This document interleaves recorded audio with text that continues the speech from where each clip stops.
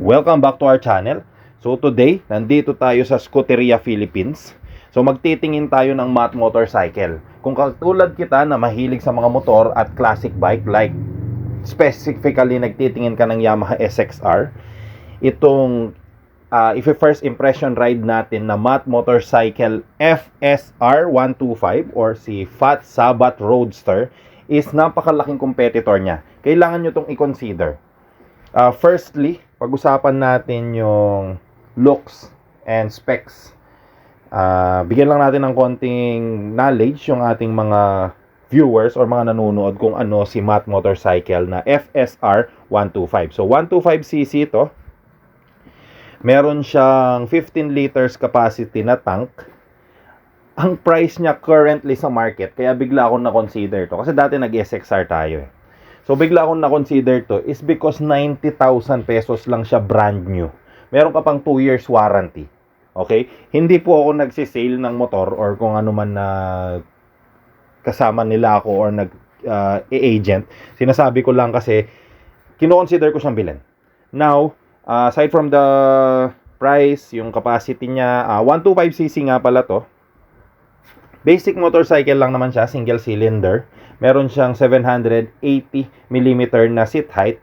I'm 5'11", almost 6 footer. Very comfortable yung ride sa akin, maluwag. And hindi siya ganun kataas. So kung bumibili ka na motor na pang first motorcycle mo, sulit bilhin to. Ngayon, pag-usapan natin bakit i-consider mo siya compared sa Yamaha, 'di ba? Kasi si Yamaha SXR matagal na sa market. Bumili ako dati niyan, napakasulit ng motor. Pero pag-usapan natin dito sa video na to, bakit or kung mas sulit bang bilhin si matte motorcycle na FSR 125 compared dun sa Yamaha SXR. Sa looks, yan, napaka-classic. Ang kinaganda nitong matte motorcycle, hindi mo na kailangan i-upgrade. Si SXR kasi ang dami mo pang papalitan. Ito, yung gulong niya sa front is 120/17/70. And sa rear, meron siyang 130/17/70. So sa looks, very classic, minimalist, pero upgraded na yung mga kailangan mong upgrade.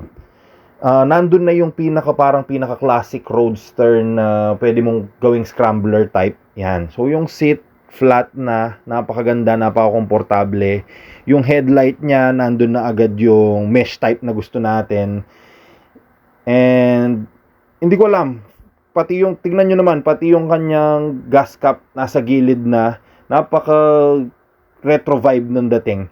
Para sa akin, currently, habang ngayon na tinitest ride ko siya, napakasulit. Kasi yung power, kung pag-uusapan lang yung power, sasabihin ng iba, kung SXR 155cc, may VVA. Hindi naman, halos pareho lang, hindi nyo naman ganun mararamdaman. I mean, hinataw ko yung SXR na walang tigil nung meron ako nun.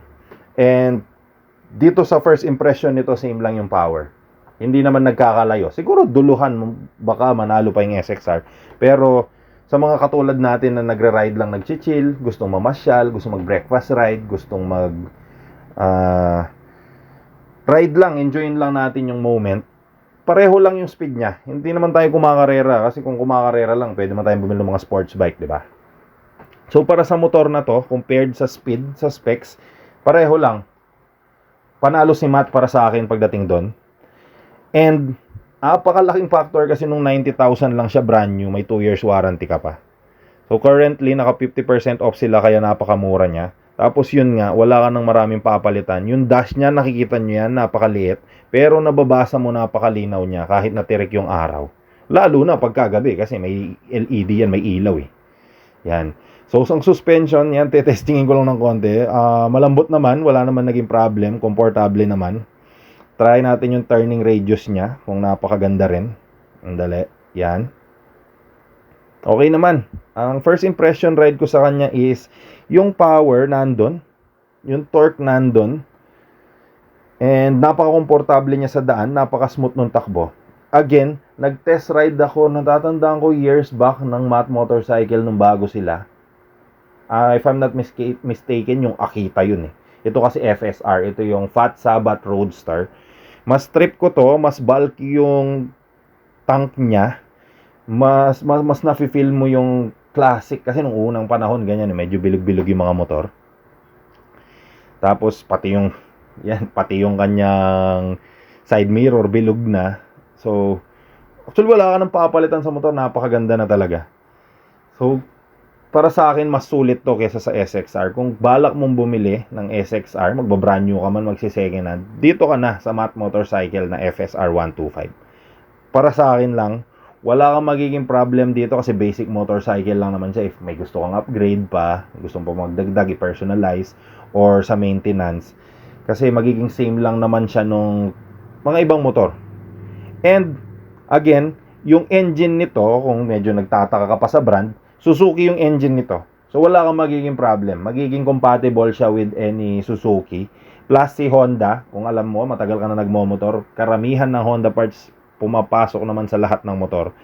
Kaya, maliban doon sa ino-offer ni Matt Motorcycle na marami silang pyesa, mabilis bumili ng pyesa, walang waiting time, wala kang magiging problem sa bike kung yun yung question mo. Para sa akin, mas sulit si Matt Motorcycle compared kung nagpaplano kang bumili ng second hand or brand new na SXR na Yamaha.